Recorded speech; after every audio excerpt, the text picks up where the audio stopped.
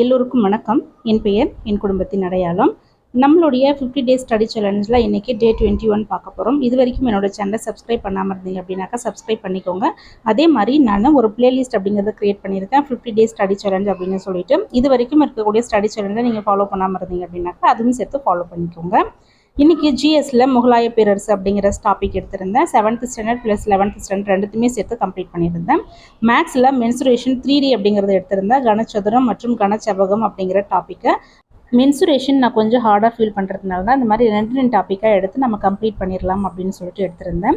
இது முடிஞ்சதுக்கப்புறம் பர்சன்டேஜ் அப்படிங்கிற டாபிக் எடுத்திருந்தேன். பர்சன்டேஜில் நான் புதுசாக ஒர்க் அவுட் அப்படிங்கிறது எதுவும் பண்ணலை. ஆல்ரெடி நான் போட்ட டெஸ்ட்டு தான் மறுபடியும் அட்டன் பண்ணிகிட்ருக்கேன். ஸோ என்னுடைய ரிவிஷன்ஸ் அப்படிங்கிறது மேக்ஸை பொறுத்த வரைக்கும் அப்படி தான் போயிட்டுருக்கேன்.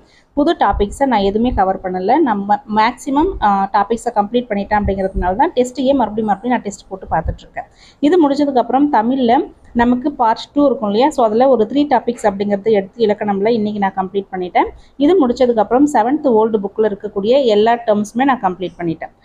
இருக்கக்கூடிய டைமே வேஸ்ட் பண்ணிடாதீங்க. நீங்களாக ஒரு ஸ்டடி பிளான் போட்டாலும் சரி, இல்லை யாரோடைய ஸ்டடி பிளானை ஃபாலோ பண்ணாலும் சரி, கொஞ்சம் குயிக்காக சிலபஸை கம்ப்ளீட் பண்ணிவிடுங்க.